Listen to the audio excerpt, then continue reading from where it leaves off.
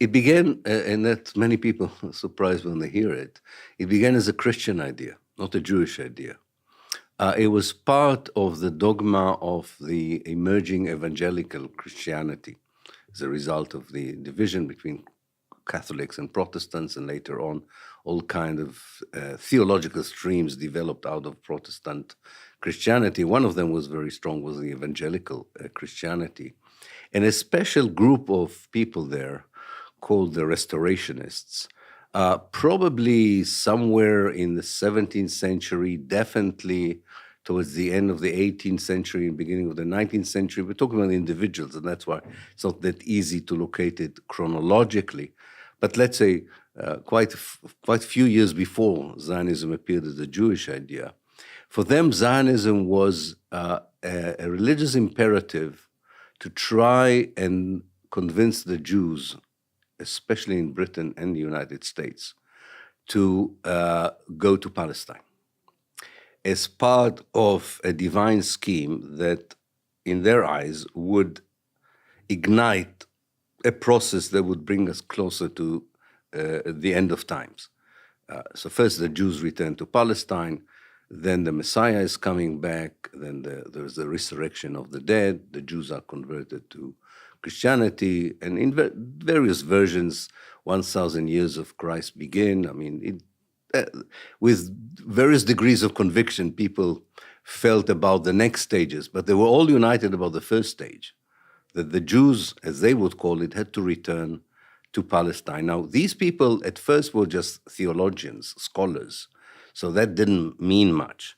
But very early on, they succeeded in persuading laymen who were important politicians that this was a worthy project, not just because it might or might not bring back Christ, but because it opened the way for a strategic thinking of ceding from the Ottoman Empire that was controlling Palestine since the 16th century, and bring back the Holy Land, as they would call it, but also the areas around it, back to the rule of the Western world and Christianity. So you had these, at the beginning, this alliance between pious evangelical Christians and more imperialist thinking laymen, I could say, politicians.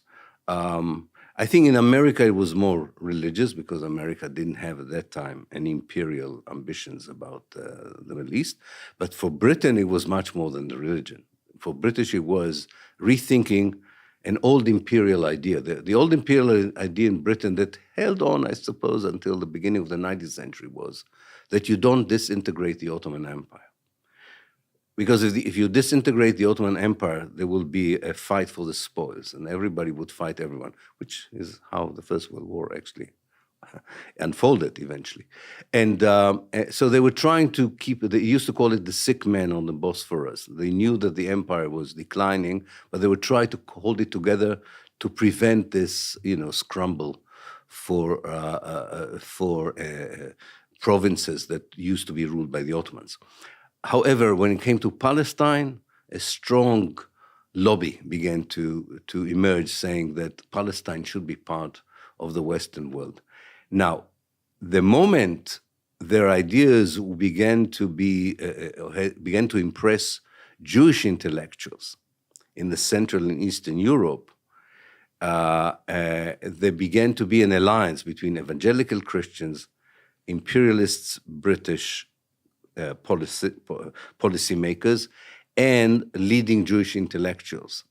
And they had their own reasons to want to cause the return of the Jews, as they would call it as well. For them, it was an answer for anti-Semitism. It was the best way to modernize the Jewish people, and it was a despair from the fact that Europe probably would never properly integrate the Jews.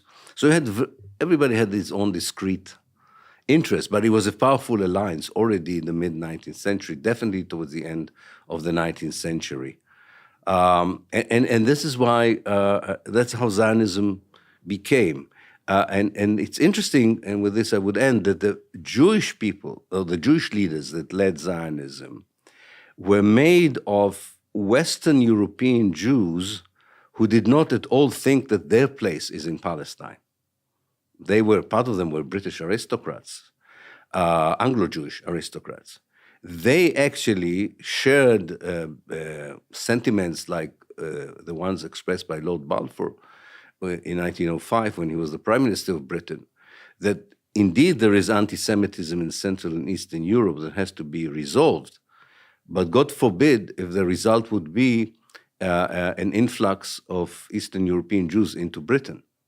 They wanted to stop it. Both the Anglo-Jewish aristocrats and Balfour wanted to stop the influx of Jews, poor Jews coming. And they also, after 1905, began to think they're all Bolsheviks as well, and so on. So it was trying to make sure into which direction the flight from Russia and Poland and Romania is going. And that would be. So this, I think that's a formative period of Zionism, where Christianity, imperialism, and Jewish, fresh ideas of Jewish nationalism create together this project that says, let's colonize Palestine and create not just a British state there, but also a Jewish British state.